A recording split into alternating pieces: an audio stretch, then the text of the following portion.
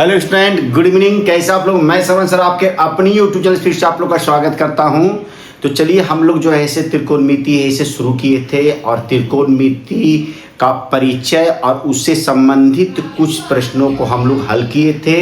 और आज त्रिकोणमिति का दूसरा दिन है, अर्थात क्लास 2 है। इसमें हम लोग कुछ ऐसे प्रश्नों को हल करेंगे जो हम लोग को एग्जाम में है सो 100% है सो पूछा जाता है। 90% नहीं, 100% की बात हो रही है। तो यह प्रश्न जो है ऐसे आप लोग के लिए वार्षिक परीक्षा या यूनिट टेस्ट या कोई भी एग्ज़ाम हो अगर देता है तो उसको हम लोग सरल तरीके से हल करेंगे। और आज जो है ऐसे हम लोग कुछ नए नए फार्मूलों को जानेंगे। तो वीडियो का अंत तक बने रहिए और देखिए कि यह प्रश्न को कैसे हल हम लोग करते हैं और इसको हम लोग एग्जाम में किस तरह से है सो समय को देखते हुए हल करेंगे। तो चलिए इसको शुरू करते हैं। वह प्रश्न आप लोग के सामने है। यदि cos थीटा बराबर 7/8 हो तो a में 1 plus sine theta into 1 minus sine theta बटा 1 plus cos theta into 1 minus cos theta का पहला मान a में निकालना है और दूसरा b में निकालना है। cot स्क्वायर थीटा का मान हम लोग को निकालना है। तो बहुत सारे बच्चे क्या करते हैं कि cot थीटा बराबर पहले सूत्र लिखेंगे, पहले इसका सूत्र लिखेंगे और उसके बाद जो है सो उसमें से कौन सा एक जो है से, जैसे हम लोग एक समकोण त्रिभुज बनाते थे पहले, इसमें हम लोग समकोण त्रिभुज बनाते थे ए बी और सी। इसको P बोलते थे, इसको B बोलते थे, इसको H बोलते थे। तो यदि यहाँ पर cot थीटा का यदि हम लोग सूत्र लिखते हैं, cot थीटा का यदि हम लोग सूत्र लिखते हैं तो इसका सूत्र हो जाएगा B/P हो जाएगा। फिर बच्चे लोग इसमें क्या करेंगे, 7/8 लिखेंगे, B को 7 मानेंगे, P को 8 मानेंगे और उसके बाद H निकालेंगे। उसके बाद इस सूत्र में लिखेंगे, फिर सारे इसका सूत्र लिखेंगे। इसके बाद है सो उसको हल करेंगे। तो इसमें हम लोग को समय ज़्यादा लग जाता है।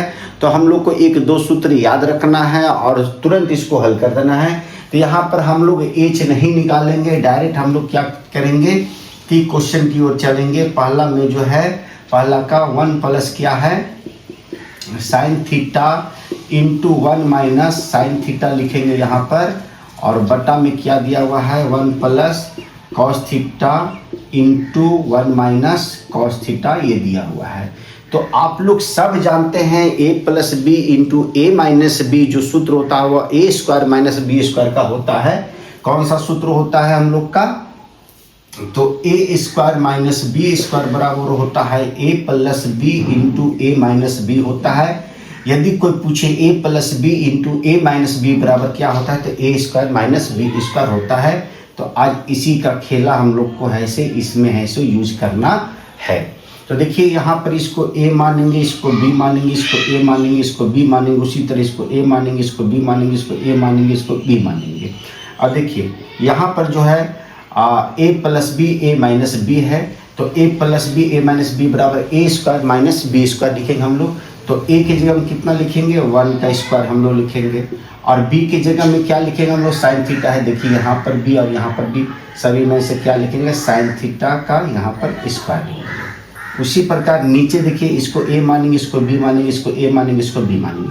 तो a का स्क्वायर हो जाएगा। तो a की जगह 1 का स्क्वायर है और b की जगह में क्या दिया हुआ है तो कॉस थीटा का स्क्वायर दिया हुआ है।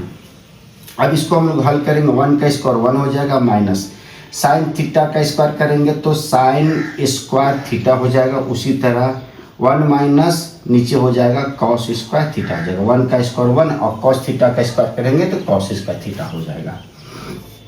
अब 1 माइनस साइन स्क्वायर थीटा और 1 माइनस कॉस स्क्वायर थीटा है सो किसका सूत्र होता है? तो हम लोग को याद रखना है कि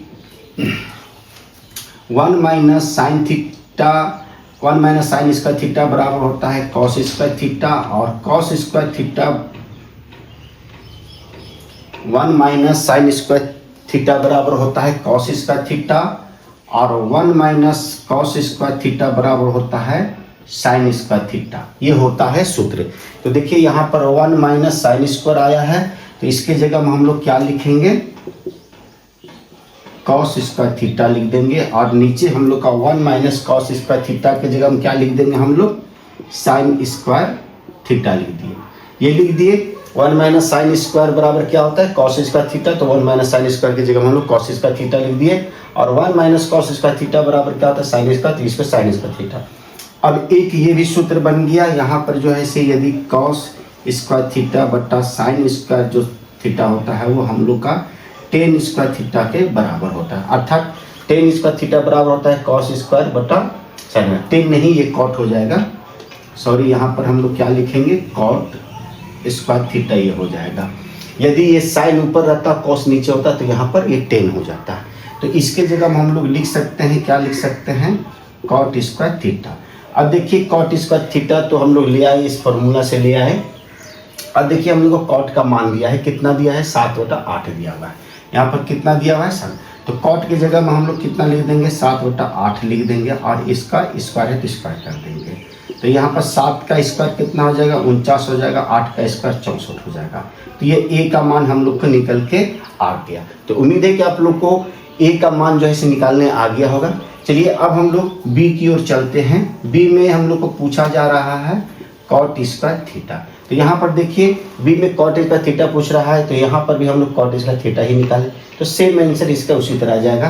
तो कॉट का जो मान दिया हुआ है उसी को हम लोग यहाँ पर क्या करेंगे बैठा देंगे और इसका स्क्वायर कर देंगे, तो 7 का स्क्वायर 49 हो जाएगा और 8 का स्क्वायर कितना हो जाएगा 64 हो जाएगा, तो बी का भी आंसर है सो निकल के हम लोग को आ गया।